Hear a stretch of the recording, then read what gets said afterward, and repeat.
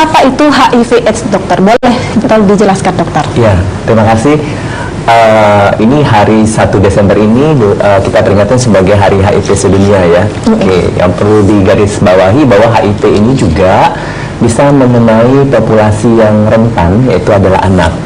HIV dengan AIDS sebenarnya dua terminologi yang tidak sama, tetapi dia saling berhubungan. Ya, kalau HIV ini kita kenal dengan Human Immunodeficiency Virus, ya. Jadi virus yang menyerang manusia dengan menyerang sistem kekebalan tubuhnya.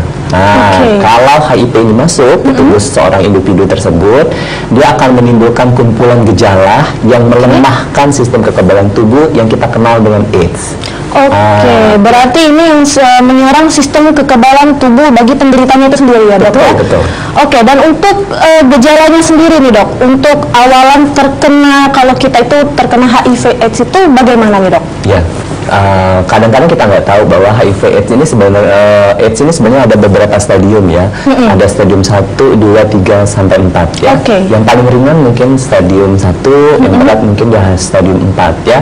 Kalau misalnya kita lihat gejala awal, misalnya sering demam ya, sering diare yang berulang, sariawan di mana-mana gitu, berat badan makin kurus ya, dan sering sekali sakit yang harusnya pada individu yang normal dengan sistem kekebalan tubuh yang bagus, dia bisa mampu melawan si infeksi. Nah, pada pasien-pasien HIV ini dia menjadi sangat berat karena sistem kekebalan tubuhnya sudah dirusak oleh si virus HIV ini, sehingga muncul berbagai macam gejala yang sering terjadi pada pasien-pasiennya, termasuk di anak.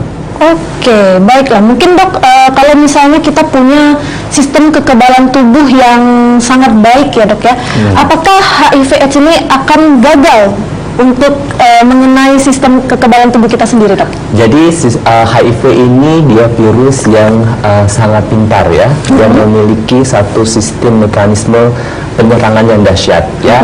Memang tergantung di sistem kekebalan tubuh seorang individu, tetapi itu hanya masalah waktu ya. Kalau misalnya individu yang cukup baik, mungkin dia tidak waktu singkat bergejala, tetapi dalam waktu yang lebih lama si virusnya makin merajalela, pasti sistem kekebalan tubuhnya juga roboh gitu dan muncul gejala tersebut. Jadi yang paling penting kita penghindaran terhadap virus HIV tersebut ya. Bukan berarti kita kena virus HIV kita bagus, kita kebal, enggak. Itu memang perjalanan waktu. Pada individu mungkin kena virus HIV 1 sampai 2 tahun langsung bergejala. Pada orang tertentu mungkin dia belum bergejala, tetapi akhir ujung-ujung misalnya sampai 5-6 tahun akan menunjukkan gejala yang hampir mirip sebenarnya dengan yang sistem kekebalan tubuh baik. Tapi itu tetap menjadi harus dicatat bahwa ini akan menyerang kekebalan tubuh, tinggal durasi waktu. Jadi yang terbaik tidak kena virus HIV ya.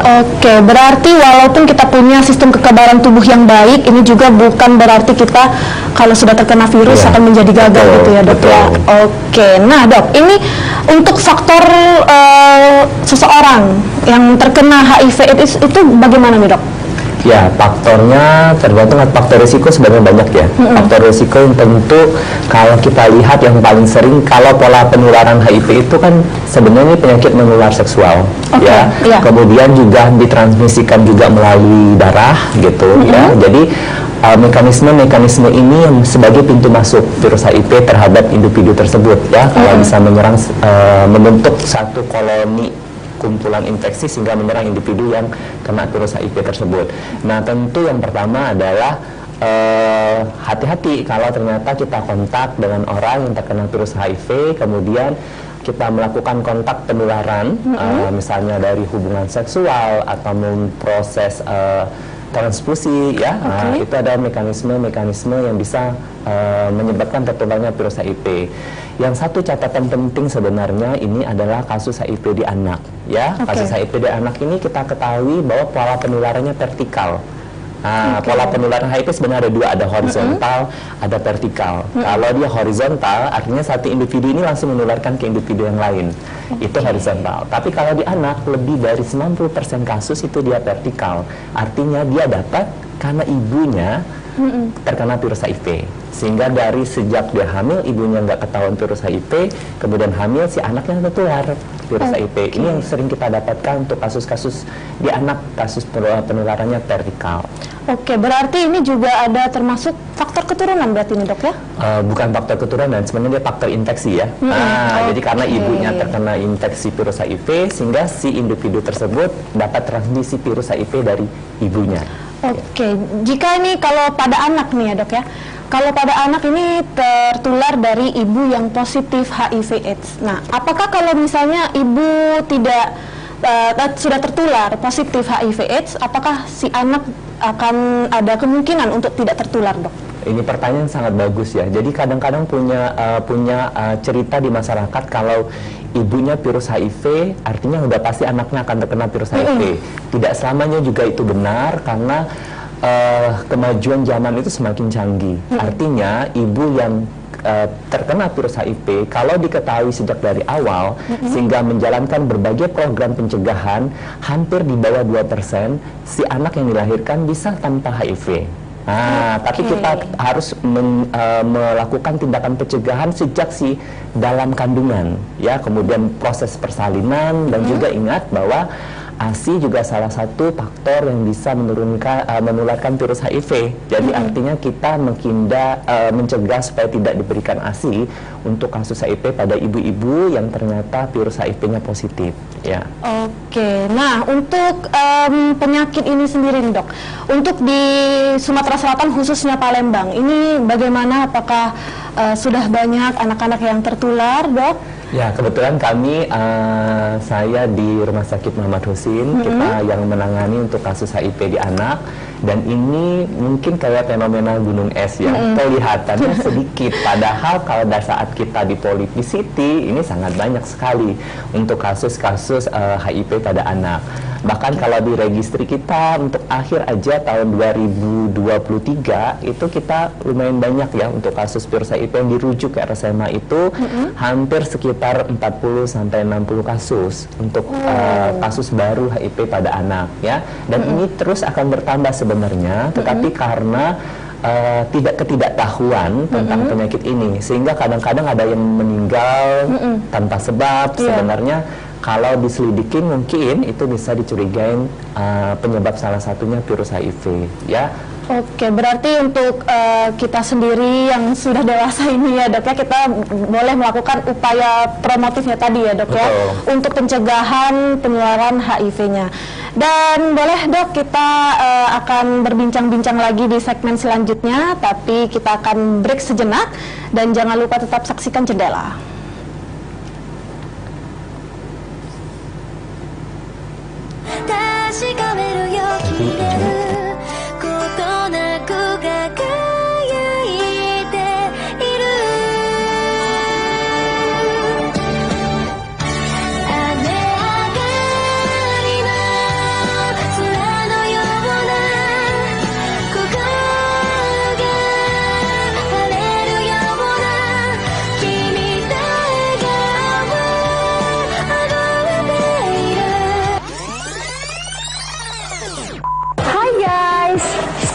Pendaftaran di Polwira Jalan RSMH wajib menggunakan pendaftaran online, yaitu Daftarin Aja. Untuk link pendaftarannya bisa kalian cek di bawah ini.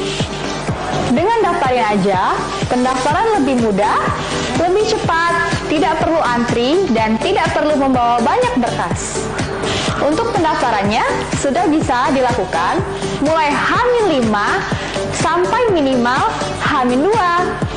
Setelah selesai melakukan pendaftaran, kamu akan mendapatkan verifikasi dari rumah sakit dalam bentuk barcode, atau bisa juga cek di data pendaftaran dan melakukan check-in 30 menit sebelum estimasi layanan.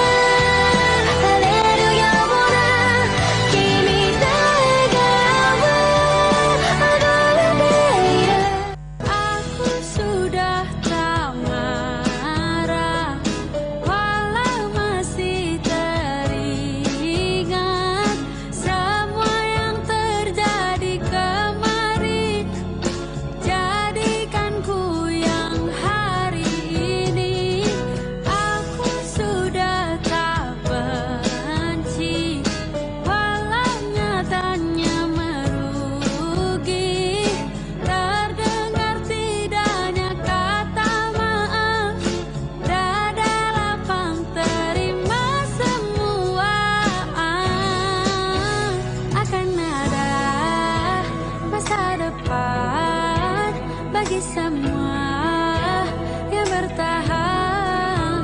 Duniaku pernah hancur, rangkai lagi satu-satu.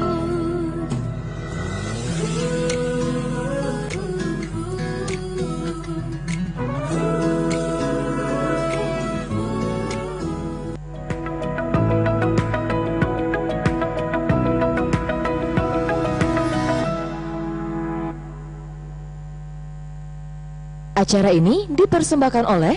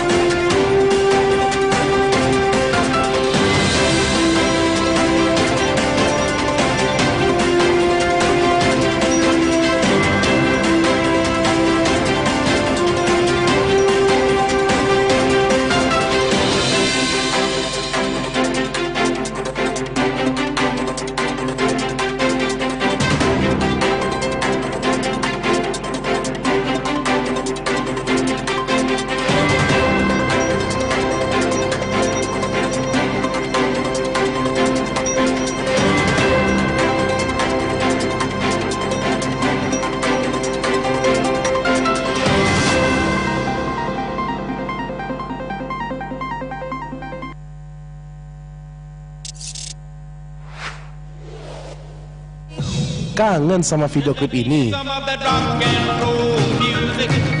Mau bernostalgia dengan yang ini?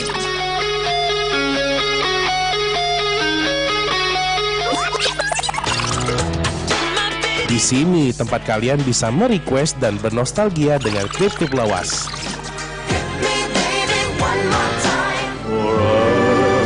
Hanya di Album Bingen. Setiap Jumat jam 8 malam dan Sabtu jam 9 malam. Hanya di Sriwijaya TV.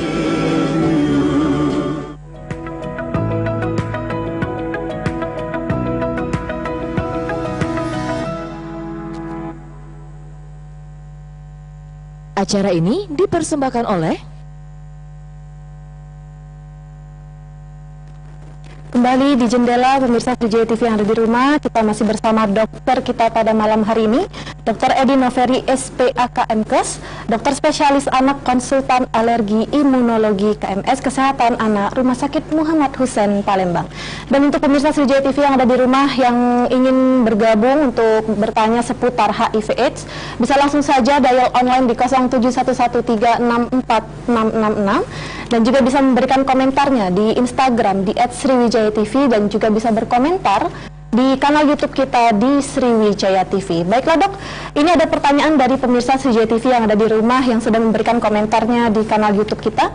Pertanyaannya, apakah HIV menular dari air liur seperti sharing atau berbagi makanan dengan penderita HIV nih dok? Ya, pertanyaan ini sering banyak sekali ya. Yang perlu kita garis bawahi bahwa ada bahan-bahan tertentu yang sangat menularkan virus HIV. Tentu yang pertama adalah darah, yang kedua adalah cairan sperma atau sekret vagina ya.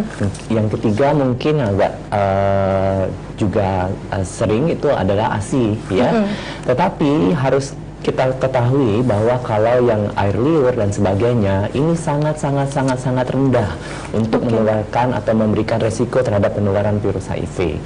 Yang perlu garis bawah juga, namanya kan human immunodeficiency virus ya, artinya human, ada manusia. Artinya kalau si virus ini dia udah di luar badan manusia, artinya di lingkungan yang tidak ada host manusianya, dia tidak mampu bertahan lebih lama, sehingga dia biasanya langsung mati dan tidak bisa menularkan lagi ke orang yang lain. Begitupun kalau misalnya dia makan, kan liur itu udah kontak dengan dunia luar, udah lama, nah virus HIV kemungkinan tidak bisa bertahan untuk waktu yang lama dan kondisi seperti itu. Jadi resiko menularkannya sangat rendah. Ya, jadi jangan takut ya, bukan berarti kalau orang kena virus HIV jadi sangat kita jauhi, tidak seperti itu gitu.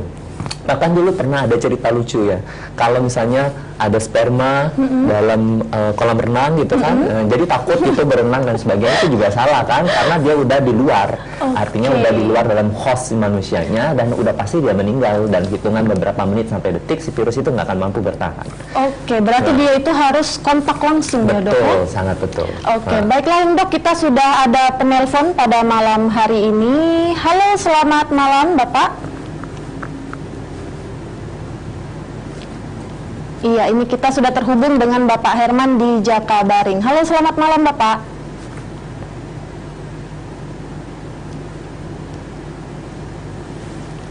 Halo, selamat malam. Oke, terputus nih dok ya.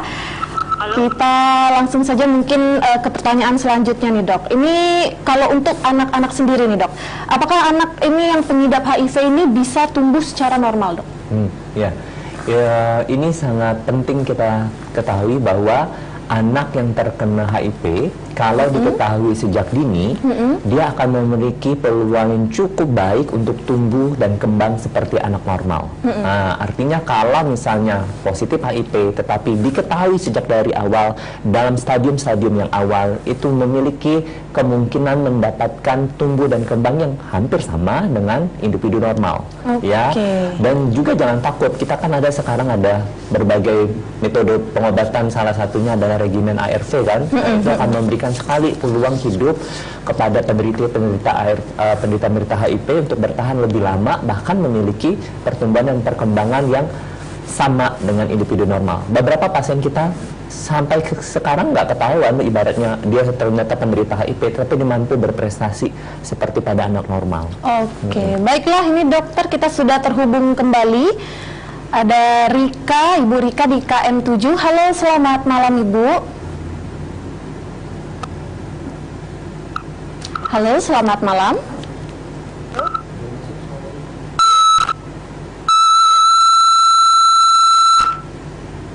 Selamat malam Ibu Rika.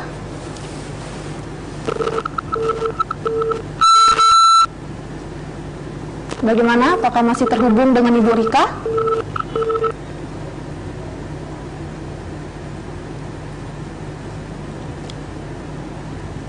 Baiklah, terputus lagi dok ya. Kayaknya hari ini pemirsa Sriwijaya TV yang ada di rumah ini harus menyiapkan pulsa ya untuk menelpon Sriwijaya TV. Oke, baiklah dok. Ini mungkin untuk pertanyaan seputar tema kita. Ini tema kita kali ini kan tentang upaya preventif dan promotif.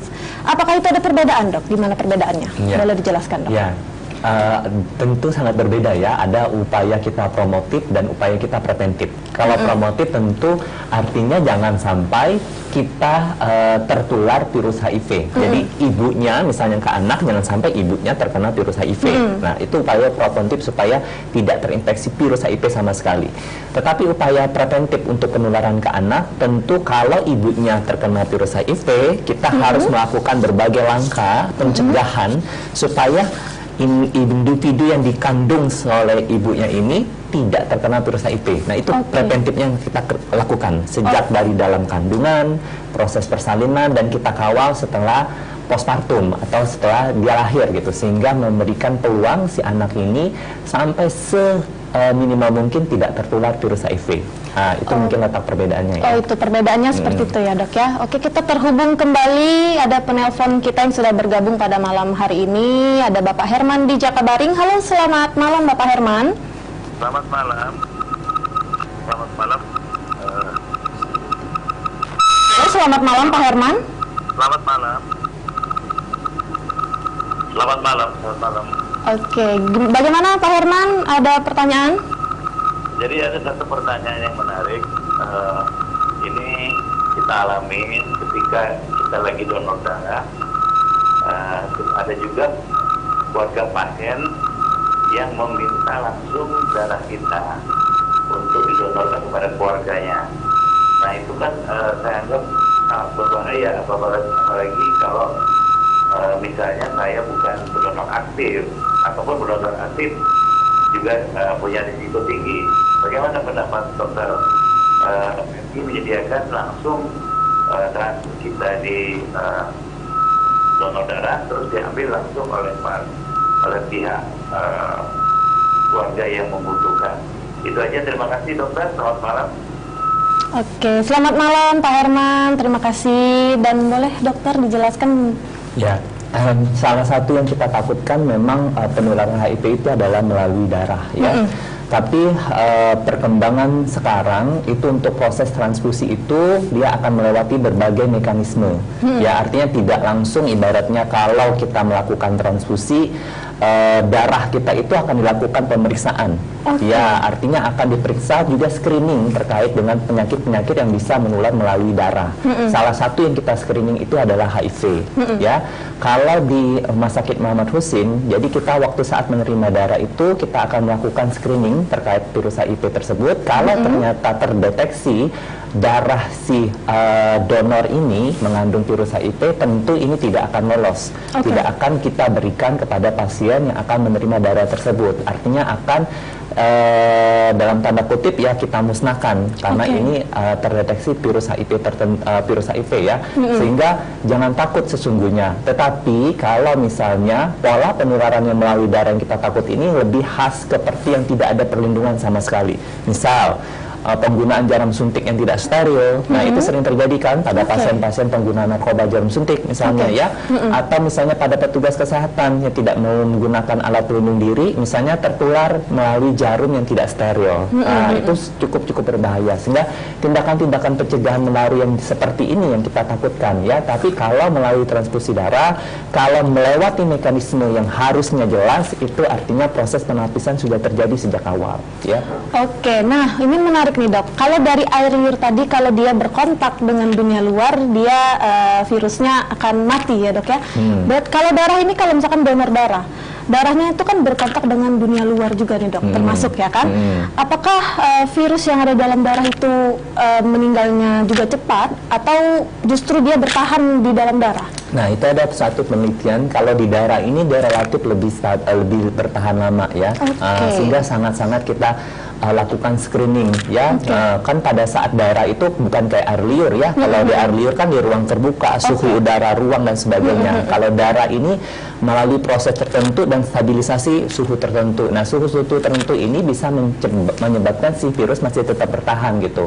Sehingga proses transfusi darah pun harus melewati mekanisme yang benar-benar harus jelas untuk itu. Nah, misalnya penggunaan jarum suntik bersama itu kan langsung ya dari satu individu langsung kena individu lain, itu artinya sangat singkat. Nah, sehingga memungkinkan si virusnya masih hidup itu sangat tinggi. Ya, atau misalnya pada tenaga kesehatan harus juga kena tenaga kesehatan yang beresiko ya, misalnya menolong pasien dan sebagainya, tidak menggunakan alat pelindung diri, tiba-tiba tertusuk langsung ke badannya atau apa, nah itu akan beresiko juga untuk terkena virus HIV melalui darah ya. Walaupun ini sama-sama berkontak dengan dunia luar, berarti ini dua jalan yang berbeda ya? Berbeda ya, karena mekanisme suhu juga berpengaruh terhadap hal tersebut ya. Baik dok, ini ada pertanyaan dari YouTube kita, ini dari Yanti. Bagaimana tahu gejala anak kena HIV AIDS? Baik dok. Seperti saya beritahu di awal ya Ibu Yanti, mungkin stadium HIV itu ada 1, 2, 3, dan 4 ya. Tetapi pada kasus anak ini yang paling sering itu mereka dapat dari ibunya yang ternyata positif HIV tapi tidak ketahuan, sehingga si anak ini sangat berisiko untuk tertular virus HIV. Salah satu tanda dan gejala ya, yang pertama anak ini sering mengalami, yang pertama dia sering diare berulang, diare kronis tidak sembuh-sembuh ya. Sering mengalami ibaratnya sariawan yang setiap waktu selalu datang dan sulit sekali disembuhkan. Pasiennya juga mengalami gangguan nutrisi, biasanya mengalami malnutrisi buruk dan sebagainya, dan sangat rentan terhadap infeksi-infeksi tertentu. Salah satu yang kita khawatirkan adalah TBC ya. Nah, apabila mendapatkan berbagai gejala seperti ini ya, kemudian kita lakukan screening, biasanya apakah ada kaitannya dengan kelemahan pada kekebalan tubuh. Salah satu yang kita lakukan pemeriksaan adalah virus HIV ya, walaupun ibaratnya anaknya masih kecil, karena resiko penularan bisa saja, apalagi kalau ternyata diperiksa ibunya positif HIV, nah itu sangat tinggi resikonya si anak yang sakit ini kemungkinan besar menderita virus HIV. Baik dok, kalau misalkan si ibu tadi positif HIV, itu tertular kemungkinan dari dalam kandungan juga ya dok ya. Nah, kapan saatnya untuk si anak jika sudah lahir untuk memeriksakan diri apakah si anak tertular penyakit ini? Ya, ini pertanyaan yang sangat bagus ya.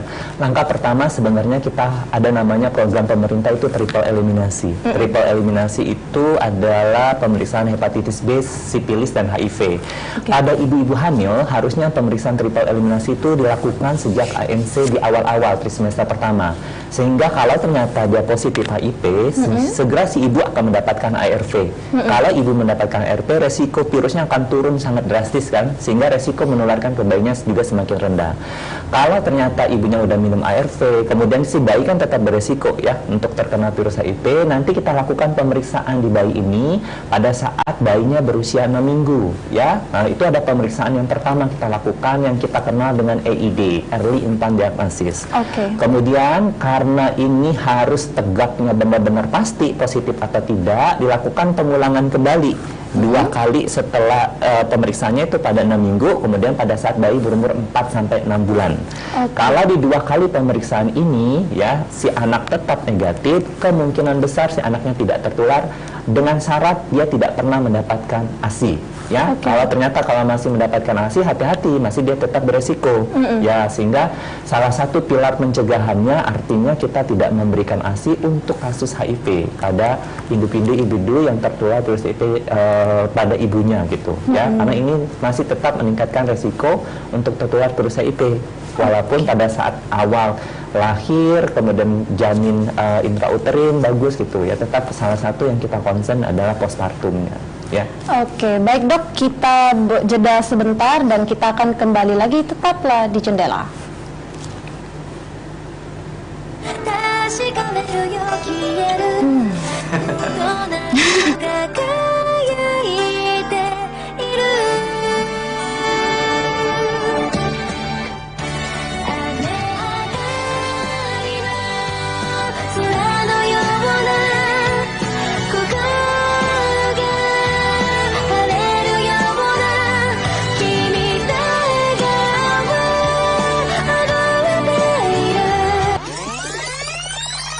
Hai guys, sekarang pendaftaran di Polwirawan Jalan RSMH wajib menggunakan pendaftaran online, yaitu Daftarin Aja. Untuk link pendaftarannya bisa kalian cek di bawah ini. Dengan Daftarin Aja, pendaftaran lebih mudah, lebih cepat, tidak perlu antri, dan tidak perlu membawa banyak berkas.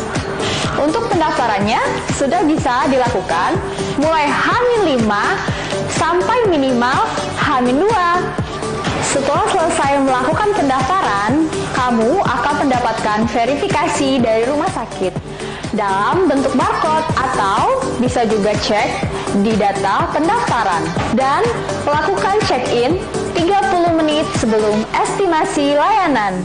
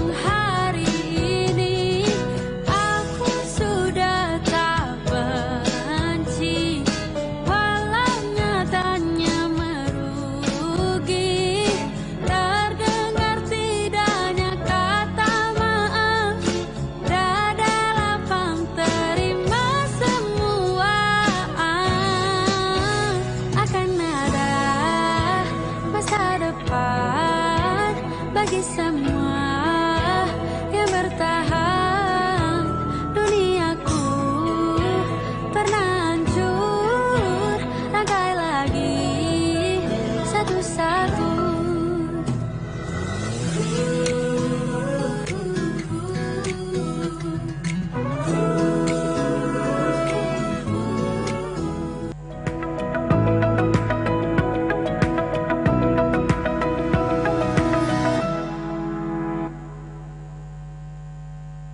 Acara ini dipersembahkan oleh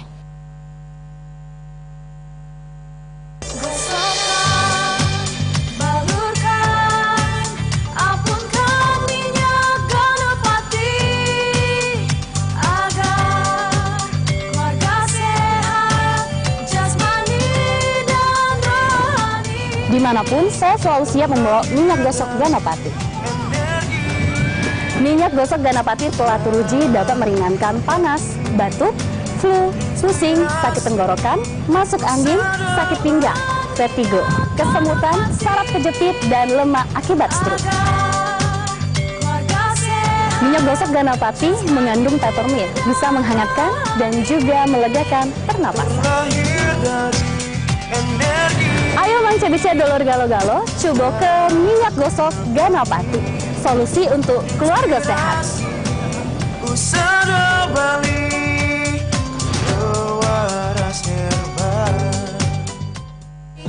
Kangen sama video klip ini? Mau bernostalgia dengan yang ini?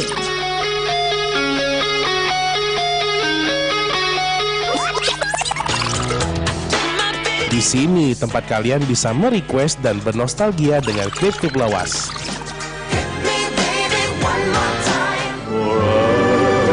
Hanya di Album Bingen. Setiap Jumat jam 8 malam dan Sabtu jam 9 malam. Hanya di Sriwijaya TV.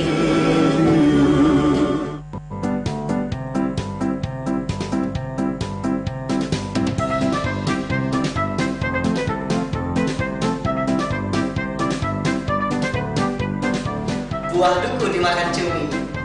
Asal sama Susi. Kalau kamu nanti ingat aksi kami. Ayo nonton komedi kosan Manci di Sriwijaya TV. Saksikan siaran langsung Program Kosan Manci Setiap hari Kamis jam 7 malam. hanya di Sriwijaya TV.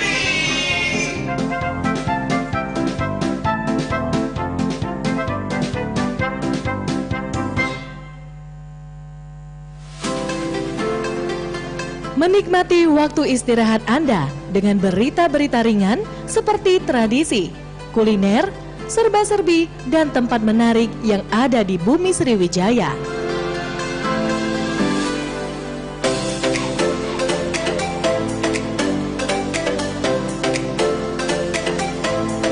Hanya di Cerita Sriwijaya, Jumat 19.30 waktu Indonesia Barat.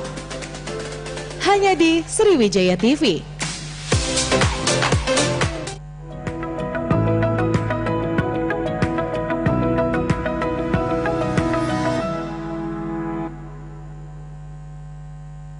Acara ini dipersembahkan oleh masih di jendela pemirsa Sriwijaya TV yang ada di rumah, dan juga kita masih dengan temanya upaya preventif dan promotif dalam pencegahan penularan HIV/AIDS pada anak dalam rangka Hari AIDS Sedunia. Masih bersama dokter kita pada malam hari ini, Dr. Edi Noveri SPAK MKes, dokter spesialis anak konsultan alergi imunologi KMS Kesehatan Anak Rumah Sakit Muhammad Hussein Palembang. Baiklah dok, tadi kita di segmen sebelumnya sudah menyinggung masalah ARV. Mungkin ada pemirsa Sriwijaya TV yang ada di rumah belum mengetahui apa itu ARV, dok. Oke, ARV ini anti retroviral virus, anti retroviral ya. Ini adalah regimen pengobatan untuk diberikan pada pasien-pasien AIDS untuk mencegah supaya virus HIV ini tidak berkembang semakin hebat. Ya, artinya dia untuk mencegah progresivitas dari si virus supaya tidak menyerang sistem kekebalan tubuh pada individu tersebut semakin hebat. Nah, itu sebenarnya inti dari obat ARV ini sendiri. Oke, berarti obat ARV ini dalam bentuk oral ya dok ya? Sejauh ini yang kita ada ada oral. Memang sebenarnya ada sediaan berbagai bentuk ya, tapi di Indonesia yang berkembang sejauh ini masih yang obatnya oral. Ya. Oke, berarti untuk penyakit dari virus HIV/AIDS ini belum ada obat yang secara khusus untuk menyembuhkan, tapi untuk menekan progres berkembangnya, dok ya. Betul. Oke, dan untuk kita apa yang harus kita perhatikan nih dok sebelum pemberian ARV ini sendiri? Oke. Tata laksana pengobatan pada kasus anak dan dewasa itu berbeda ya. Kalau pada dewasa mungkin kalau ketahuan virus HIV dia akan segera diberikan obat ARV gitu. Pada pasien-pasien anak kita harus men-screening dulu ada infeksi oportunis yang lain nggak yang ada selain si virus HIV ini sendiri gitu. Sehingga kalau virus HIV ini bersih dari infeksi-infeksi yang lain, baru kita mulai pengobatan menggunakan ARV gitu ya. Artinya kita tidak buru-buru, bukan emergency drug, tapi kita persiapkan si pasien ini benar-benar siap untuk mendapatkan obat ARV. Oke, berarti ini kita harus menyiapkan diri juga dulu dok ya sebelum menerima obat oral dari ARV ini sendiri ya dok ya. Oke, baik, ini ada pertanyaan dari Instagram nih dok, ini dari Taba. Apakah HIV bisa memperparah penyakit bawaan nih dok? HIV ini kan menyerang sistem kekebalan tubuh ya. Jadi pada individu yang terkena virus HIV, kalau ternyata dia ada penyakit bawaan, ini akan semakin memperberat kondisi ya. Karena virusnya menyerang sistem imun sehingga infeksi-infeksi lain juga gampang masuk ya. Apalagi pasiennya dengan ada kelainan bawaan tertentu. Nah, ini akan menyebabkan kondisi yang suportif untuk mendukung memperparah penyakit dasarnya gitu. Jadi betul ini akan sangat berkontribusi untuk menyebabkan keparahan pada satu pasien kalau ternyata dia juga terkena virus HIV. Oke, berarti ini bisa memperparah atau memperburuk penyakit bawaan ya dok? Ya. Oke, baik dok. Mungkin ini ada yang bertanya juga di Sriwijaya TV ini, pemirsa di rumah, apa yang menyebabkan HIV ini sangat sulit, bahkan tidak bisa disembuhkan dok? Oke. Ini pertanyaan yang bagus ya. Sejauh ini juga para peneliti di berbagai penelitian itu sudah sangat berkembang untuk bagaimana kita supaya bisa membunuh si virus HIV ini. Tetapi virus ini cukup hebat ya, karena dia memiliki sistem pertahanan yang cukup kokoh gitu ya. Dia mempunyai enzim yang salah satu yang kita kenal namanya reverse transkriptase ya. Reverse transkriptase ini sioknya si virus, artinya dia mampu merubah dirinya sendiri yang dia RNA menjadi DNA sehingga dia bisa menyerang dengan begitu dahsyat gitu ya. Nah, sejauh ini kalau obat-obat yang ada itu sulit sekali untuk bisa menembus sampai ke dalam sel. Sehingga kalau virus HIV ini dia sangat masif, menyebabkan kerusakan dalam sistem sel, terutama CD4. Nah, sehingga kalau sudah masuk ke dalam CD4, dia akan terus bereplikasi dan mengembangkan diri dan menyebabkan memperbanyak si virus tersebut. Nah, ini salah satu yang sulit ditembus untuk benteng pertahanan si virusnya. Tetapi dengan pemberian obat ARV yang sejauh ini sangat-sangat berkembang di dunia, ya, ini mampu menekan seminimal mungkin si virus HIV itu dalam tubuh seorang individu, ya. Walaupun sejauh ini masih tetap harus minum obat tersebut seumur hidup, ya. Oke, berarti ini seumur hidup harus meminum ARV tadi ya, dok? Betul. Oke, baik dok, kita akan jeda sebentar, jangan kemana-mana, tetap di Jendela.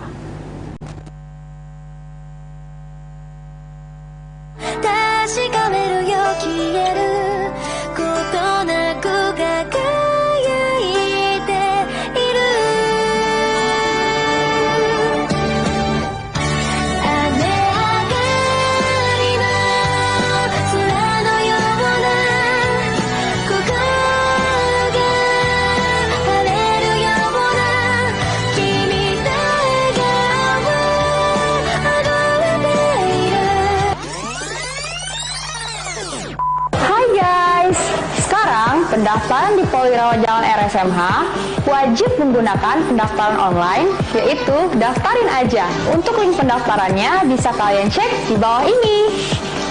Dengan daftarin aja, pendaftaran lebih mudah, lebih cepat, tidak perlu antri, dan tidak perlu membawa banyak berkas.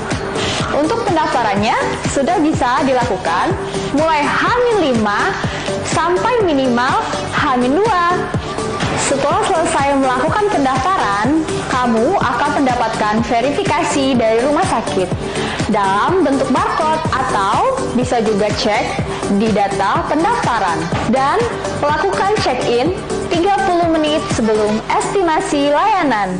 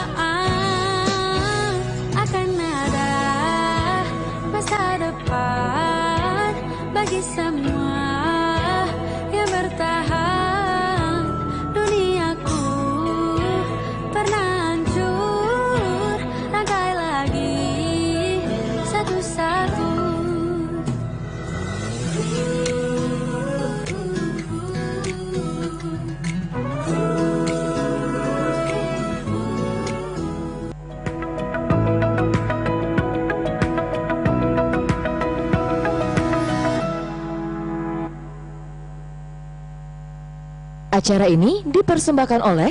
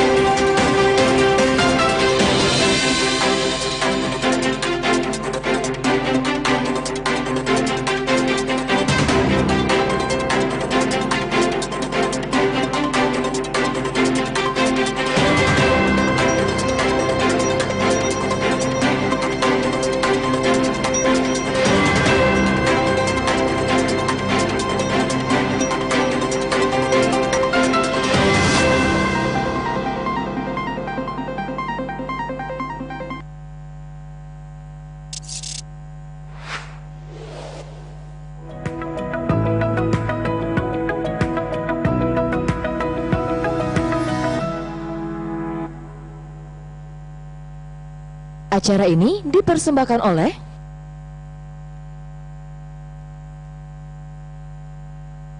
Kita masih membahas seputar HIV AIDS bersama dokter kita pada malam hari ini, Dr. Edi Noveri, SPA KMKes, dokter spesialis anak konsultan alergi imunologi KMS Kesehatan Anak Rumah Sakit Muhammad Hussein Palembang. Baiklah dok, ini ada pertanyaan dari Iwan. Apakah gejala HIV AIDS ada bekas luka di bawah perut nih dok? Kalau di bawah perut dekat pinggang, mungkin di sekitar daerah kemaluan mungkin maksudnya ya. Iya. Salah satu yang harus diketahui bahwa virus HIV ini bisa juga tertular beserta dengan penyakit menular seksual yang lain. Salah satu mungkin yang dimaksud Mas Iwan ini adalah sifilis ya. Nah, artinya pada individu tertentu yang kena HIV ternyata terkena juga penyakit menular seksual yang lain, misalnya salah satunya sifilis ya. Tapi kalau pada yang dimaksudnya luka, misalnya mungkin yang dimaksud ada luka yang sulit sembuh, misalnya salah satunya, itu kita harus curigaan juga, jangan-jangan sistem kekebalan tubuhnya bermasalah kan, sehingga harusnya luka yang gampang sembuh kok sulit sembuh. Biasanya kita screening juga, ada nggak virus tertentu yang melemahkan kekebalan tubuh gitu. Salah satu yang kita cari adalah terinfeksi virus HIV. Oke, berarti untuk penyakit HIV AIDS ini sendiri bisa berbarengan dengan penyakit sifilis tadi ya? Betul, dok? jadi penyakit menular seksual yang lain bisa terkena juga, tidak biasanya murni, apalagi dewasa ya, kena virus HIV, biasanya kalau apalagi hubungan seksual yang tidak aman kan, resiko tertular penyakit infeksi menular lain selain HIV juga ada. Tetap kita lakukan screening biasanya. Oke, nah ini dok, berapa lama waktu yang dibutuhkan bagi HIV untuk berubah menjadi virus AIDS dalam tubuh manusia? Oke, kalau di anak saya mau berbicara tentang koridor anak ya. Di anak itu kita ada 3 sistem pertahanan tubuh untuk keterkaitan dari saat dia tertular HIV sampai menimbulkan gejala AIDS-nya ya. Ada yang kita kenal rapid progressor, intermediate progressor, kemudian yang slow progressor ya. Kalau yang rapid progressor, bahkan itu sebelum berusia 1 tahun atau beberapa bulan itu udah menimbulkan gejala sejak tertular virus HIV dari kandungan misalnya atau dari saat proses persalinan gitu. Tapi kalau yang slow progressor itu bisa baru menimbulkan gejala setelah beberapa tahun ya, bisa lebih dari 5 tahun walaupun dia tertular waktu saat dia dalam kandungan ibunya, tetapi yang tipe dia slow progressor baru bisa berkembang, misalnya berkembang di usia di atas 5 tahun. Itu sangat-sangat tergantung dari berbagai faktor ya. Oke, baik dok. Ini mungkin kita balik lagi membicarakan HIV/AIDS pada anak nih dok ya. Untuk mendeteksi dini, pendeteksian awal kita untuk mendeteksi HIV itu ada dalam tubuh anak itu sejak kapan dok? Oke, kalau ibunya terkena virus HIV, kemudian kita lakukan berbagai teknik pencegahan supaya si anak tetap tidak tertular virus HIV. Pertama kali kita periksa itu untuk mengetahui status HIV di anaknya, bayinya usia 6 minggu. Ya, itu kita pertama kali periksa. Tetapi kalau negatif, kita akan ulang kembali di usia 4-6 bulan. Kalau dia 2 kali negatif di pemeriksaan tersebut, kita bisa memastikan bahwa si bayi tersebut tidak tertular virus HIV dengan syarat tidak dapat ASI ya. Hati-hati kalau ternyata masih dapat ASI, artinya resikonya masih terus berjalan gitu. Ya. Berarti dalam 2 kali pemeriksaan itu baru bisa dikatakan terbebas ya. Untuk dari kasus yang pola penularan vertikal ya. Yang ini yang dari ibu yang positif HIV ya dok ya. Nah untuk virus HIV/AIDS ini sendiri mungkin bagi masyarakat khususnya di Kota Palembang juga ini salah satu virus yang mengerikan untuk didengar ya dok ya. Bagaimana untuk angka harapan hidup ini sendiri bagi penderita HIV/AIDS ini sendiri dok? Betul. Sebetulnya jangan takut ya, ibu yang ternyata terkena virus HIV kalau diketahui sejak awal minum obat ART dan kita melakukan berbagai teknik pencegahan, resiko penularan seperti saya bilang bahkan bisa ditekan di bawah 2%. Artinya bisa aja anaknya walaupun lahir dari ibu HIV bisa negatif untuk terkena virus HIV. Kalau ternyata dia sudah ternyata kena virus HIV tapi diketahui dari stadium lebih awal, misalnya stadium 1 ya, ini tentu artinya kerusakan yang terjadi itu masih minimal. Kalau dia dapat obat ARV, otomatis itu prognosis atau angka harapan hidupnya akan jauh lebih baik ya. Artinya jangan takut. Kalau ternyata dia diketahui sejak dini, dia dapat seperti orang normal dengan syarat dia harus minum obat ARV. Nah, tapi bahayanya kalau ternyata dia ketahuan di stadium 4 kan, dengan kondisi penyakit yang sudah sangat berat, ini tentu akan memberikan peluang hidup yang lebih sedikit dibandingkan kalau diketahui sejak dini. Oke, nah untuk virus HIV/AIDS ini sendiri kan ada stadium-stadiumnya nih dok ya. Untuk stadium 1 ini mungkin termasuk yang ringan ya dok ya? Betul, ini yang ringan. Kalau untuk para penderita yang memasuki stadium 1, apakah virus ini perlahan bisa menghilang atau tidak dok? Kalau pertanyaannya menghilang tentu tidak ya. Tetapi artinya kalau kita sekarang menganut berapapun stadiumnya 1, 2, 3 atau 4, kita akan treat all, akan semua dilakukan pengobatan. Berbeda dengan zaman dulu kalau stadium 3 dan 4 baru dilakukan terapi. Tapi kalau sekarang stadium 1 kita lakukan terapi, itu akan jauh lebih bagus sehingga kita dapat memberikan angka prognosis bertahan hidup jauh lebih lama gitu ya. Tapi kalau ternyata tidak diobatin, tidak diberikan ARV walaupun di stadium 1, nanti bisa berkembang, bisa terjadi sampai ke stadium 4. Justru itu lebih buruk. Artinya jangan kita karena stadium 1 kita biarin nggak dikasih apapun. Justru kalau di stadium 1 kita ketahui segera dilakukan terapi. Itu akan memberikan harapan lebih hidup karena dia tidak akan bisa hilang, akan lebih banyak kalau tidak dilakukan terapi ARV. Ya. Walaupun dia masih stadium 1 yang tergolong ringan ini dok, ini tidak bisa hilang ya dok ya. Dan untuk pengobatannya selain oral, apakah terapinya ini selain pengobatan ada terapi? Kalau misalkan kita berbicara soal kanker, dia ada kemoterapi ya. Kalau untuk HIV/AIDS ini sendiri bagaimana dok? Betul. Sebenarnya HIV ini kebanyakan meninggal itu bukan karena virus HIV-nya sendiri ya. Banyak meninggal karena infeksi oportunis yang lain. Karena dia melemahkan kekebalan tubuh sehingga infeksi lain gampang masuk. Nah, pada orang-orang tertentu terkena virus HIV, kita juga pemberian antibiotik propilaksis namanya. Antibiotik untuk pencegahan supaya kuman-kuman lain nggak ikut nimbrung. Selain obat ARV, kita kasih juga berbagai macam antibiotik propilaksis untuk tersebut. Nah, pada kasus anak jangan takut, pasien-pasien dengan HIV imunisasi bisa tetap diberikan. Salah satu usaha kita kan adalah memberikan perlindungan sebaik mungkin walaupun dia terkena virus HIV, tetapi dengan syarat dan ketentuan yang harus berkonsultasi tentu dengan konsultannya tentang vaksin apa yang boleh diberikan dan terkait dengan sistem kondisi ketahanan tubuh si individu tersebut ya. Berarti ini menyesuaikan dengan sistem kekebalan tubuh tadi ya dok. Dan berarti kalau untuk kasus anak sendiri ini berarti ada imunisasi tertentu yang ada yang boleh dan tidak ya dok? Ya, sejauh ini kalau bayinya bagus dan sehat, semua vaksin itu bisa kita kasih, kecuali misalnya BCG ya, harus kita benar-benar concern karena ini menjadi perhatian. Selain itu untuk vaksin lain bisa tetap diberikan asal kondisi bayinya atau anak tersebut baik atau sehat ya. Nah ini nih dok, kalau untuk pengidap AIDS ini meninggal dok, apakah virus HIV dalam tubuhnya itu bisa bertahan hidup dok? Kalau dia udah meninggal artinya kan sel yang dikejarnya itu juga udah dalam kondisi yang benar-benar sudah mati semua ya.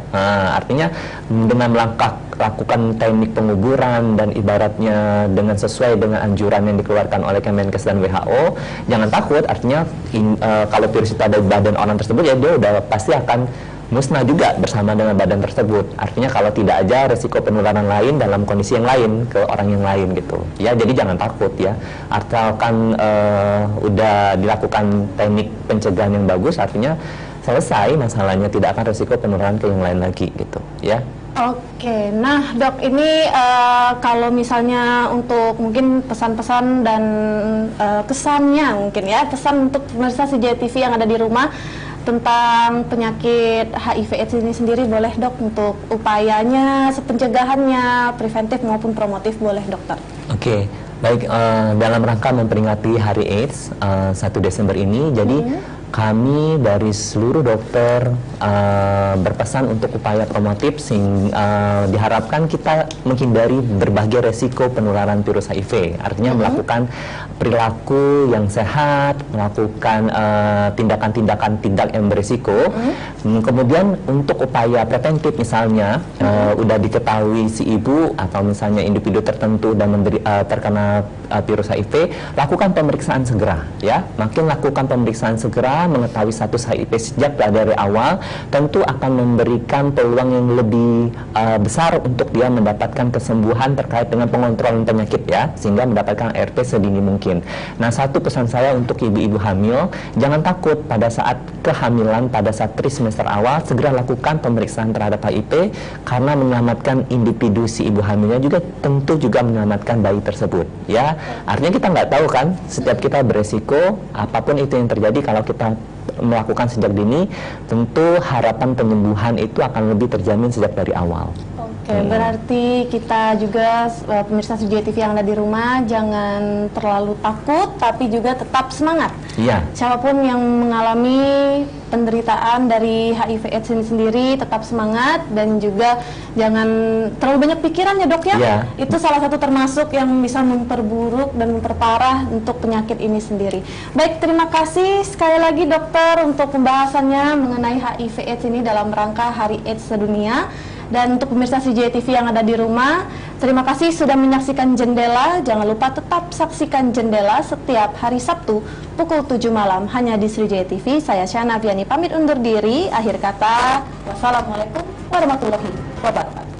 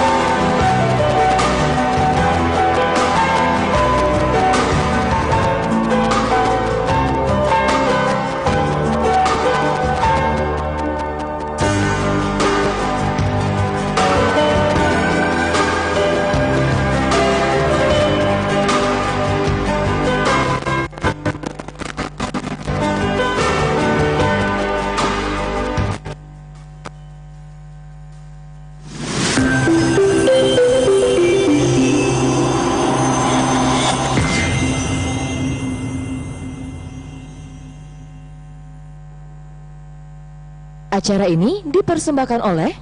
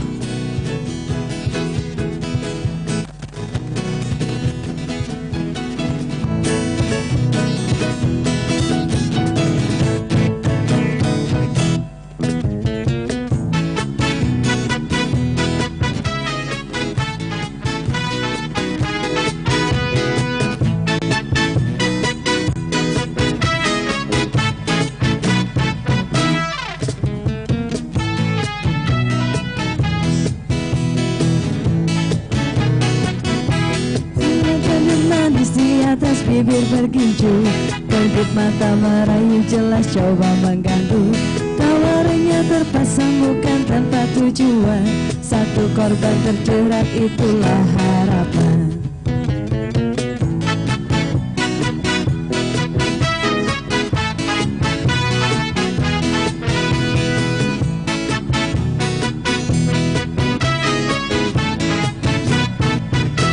Wangi parfum semerbak membius pusat syaraf, hadirkan bayangan untuk lepaskan keresahan. Bergejolak semua coba beronda, ketika tak kuasa langsung lari mengelak.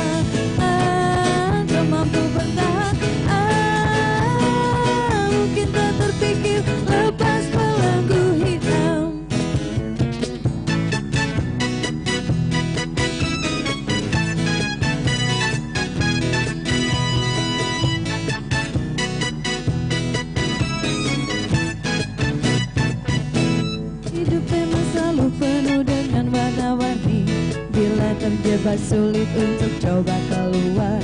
Semua pasti ada jalan keluar. Cobalah berusaha.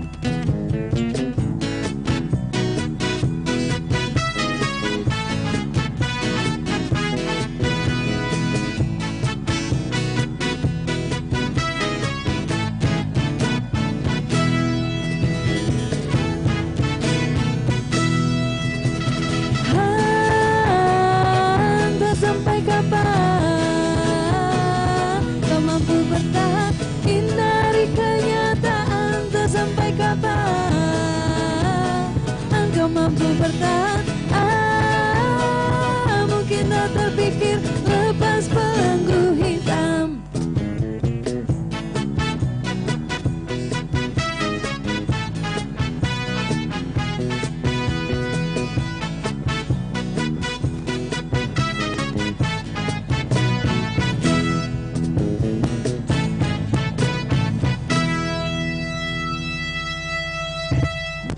Iya, assalamualaikum warahmatullahi wabarakatuh. Assalamualaikum ya buat seluruh pemirsa yang ada di rumah. Kembali lagi bersama kami Dawai Senja menjumpai Anda di dalam program musik kesayangan kita semua, Lagu Lama.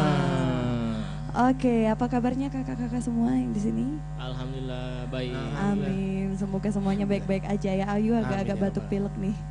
Semoga pemirsa di rumah juga kabarnya baik-baik aja ya. Dalam 1 jam ke depan kita bakal ngajak pemirsa yang ada di rumah buat bernostalgia nih bareng-bareng sama kita di sini ya. Dengan tema malam ini ada apa Kak? Indonesian Greatest Hits. Jadi Indonesian Greatest Hits itu apa? Coba. Apa ya? Jadi itu tembang-tembang yang terbesar gitu, yang maksudnya tuh tembang-tembang yang masih dinikmati sampai sekarang juga kan. Banyak banget kan lagu-lagu lawas yang iya, yang luar biasa pokoknya masih didengerin sampai sekarang. Salah satunya tadi lagu opening kita tadi ya, ada lagunya Tip X. Tip X itu dengan 2000 berapa? 2000-an ya, 2001, 2002-an kalau nggak salah. Pokoknya udah belasan tahun ya umurnya ya. Aku masih TK itu. Kakak masih TK? 3 kalau nggak salah. Oh berarti kakak masih TK, Ayu. Oh ya mungkin Ayu belum jalan ya. Oke. Di antara umur 3 tahun sih kalau salah. Iya kakak Aku masih nggak nyusun skripsi itu. Oh Kak Agung nggak nyusun skripsi ya. Maaf ya Ayu. Ya selain lagu Tepek tadi kita masih banyak banget lagu ya. Ada Elemen, ada lagunya Reza juga, ada lagunya Slang, ada lagunya ME. Semua orang pasti tahu kan lagunya itu ME itu yang mana. Iya. Masih banyak lagi. Masih banyak lah pokoknya ya. Masih banyak banget. Dan pemirsa di rumah itu juga bisa request